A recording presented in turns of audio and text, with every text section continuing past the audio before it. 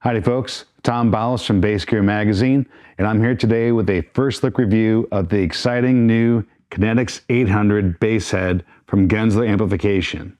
I was fortunate to get an early production unit in from Jeff Genzler for review, and I have to say I've had a blast putting this thing through its paces. In addition to this first look review, we will also work on a full review, much more comprehensive, including detailed bench testing of the Kinetix 800, gig reports, and a lot more. But first, let's get to know the Kinetix 800.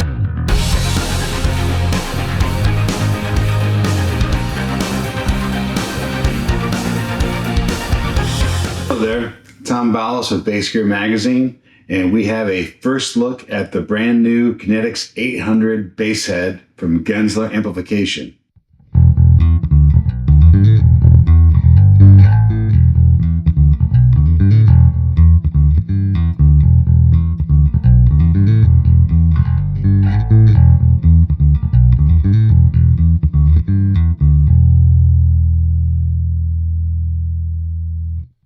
All right, that was with the Kinetix with the EQ set flat, and I'm playing through a pair of the first generation Bass Array 15s, BA115-3 SLTs to be exact. I really like this rig. I use it a lot with my Magellan 800, and that was with the tone set flat. All right, folks, Tom Bowles with Bass Gear Magazine here, and we are thrilled that we're getting a chance to talk with Jeff Genzler about his exciting new Kinetix 800 bass head. We've been given the chance to do an early look, first scoop on this thing.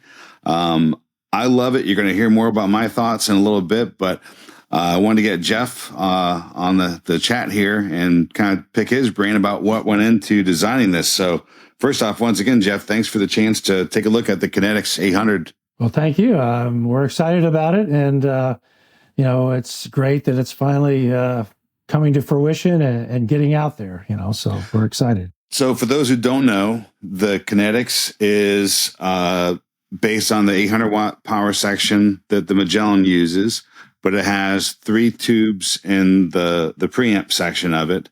And it's laid out rather differently. The tone stack is different. The controls are different. And one of the questions I have for you, Jeff, is, in 2024, there's all types of modeling out there. There's emulation. There are lots of ways to do things. Solid state that obviously the Magellan itself sound fantastic. What was your reasoning behind going with tubes for the Kinetix? We knew that from our heritage and what we've designed in the past that tubes are their own thing. And even in today's world with digital and Class D and all the software driven platforms, there's still something about the feel of tubes done correctly. It really was something we wanted to come back to and bring out a very unique platform. Yes, the Streamliner 600 and 900 were something we designed, and they are still hard to find on the used market. They still get a high dollar for them. But this is taken from what we did and who we were, what that was, and this is really way beyond. And the next level doesn't really share anything in that regard. While it shares the same 800 watt output section as the Magellan 800, the front end is entirely different. It has 3 preamp tubes, 12 AX7s, features a 5-band EQ. It has 3 different gain stages, and it has this cool switch for lean, fat, and thick that adjusts not only the high-pass filter settings, but also has custom low-end response curves for each of those settings. We're, like I said, very, very excited about what it came to be. So, yeah, when we first started talking about this, and then of course when I very first kind of unboxed it, the Streamliners absolutely kind of come to mind. I think did they also use, was it 2 or 3 preamp tubes? That was 3 preamp tubes. So you think to yourself, okay, this is just going to be a slightly updated, very reminiscent. Is I'm not saying I was expecting that, but I thought that was a decent chance that it could be something very similar to the Streamliner, which again, yeah, great head in its own right. But this Kinetix absolutely is its own thing. It definitely has its own voice and its own sound. And to your earlier comments about the Magellan too, the Magellan is a solid state head that has some of the characteristics I've always associated with good tube gear too. You know, it's a decidedly non-sterile. You know, it's more organic than a lot of things. So I was also kind of thinking, how much more can you really change or improve upon the Magellan? But it is amazing how different the two of them sound next to each other. But after I spent even more time with them, I realized they have some inherent, similarities that are kind of like almost like a functional starting point, that they each let you go in certain directions predictably, but they do it. I think they're in a family. They're part of the family. But they are dramatically different. They can be dramatically different. When I just set everything at 12 o'clock and go from one to the other, and even throw in the Streamliner in that, they're completely different voices.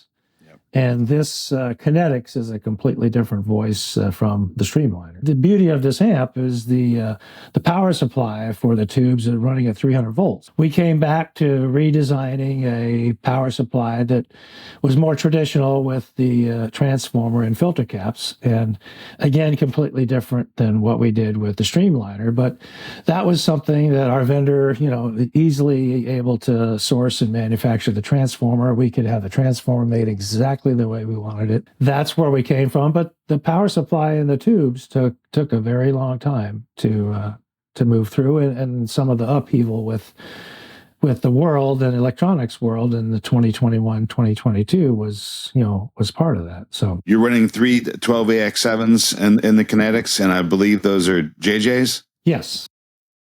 Fantastic. It really sounds great.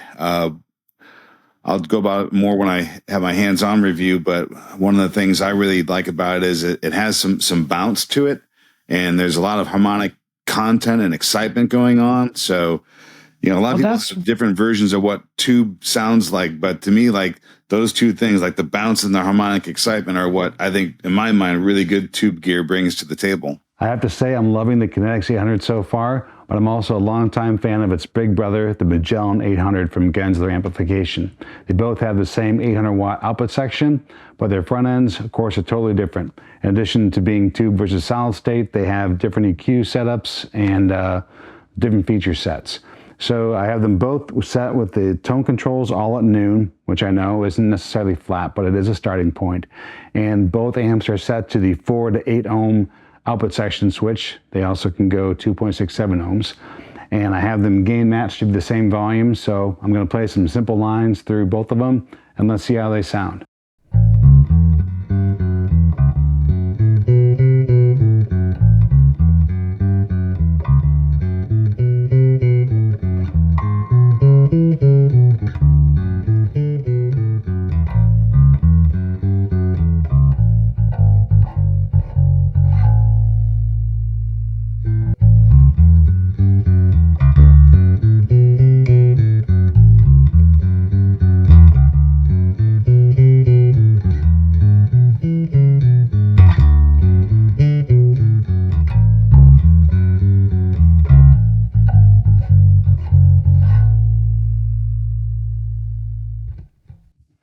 I think you can hear there's a bit more harmonic excitement going on with the Kinetix. It's a little bit brighter as well, but the Magellan still sounds good too. What's your favorite? I hope we've whetted your appetite for this impressive new bass head from Genzler Amplification. Stay tuned over at bassgearmag.com for lots more. As I mentioned, we will have a full review featuring bench testing and analysis from our technical editor, Tom Lees. I'll get the Kinetix out on some more gigs. We'll compare it to other bass heads and cabs. And in fact, if you have certain bass heads or cabs that you would like us to see compared to the Kinetix or play through it, please let us know in the comments below. Stay tuned by subscribing to our newsletter, and don't forget to like and subscribe to the Bass Gear Magazine YouTube channel.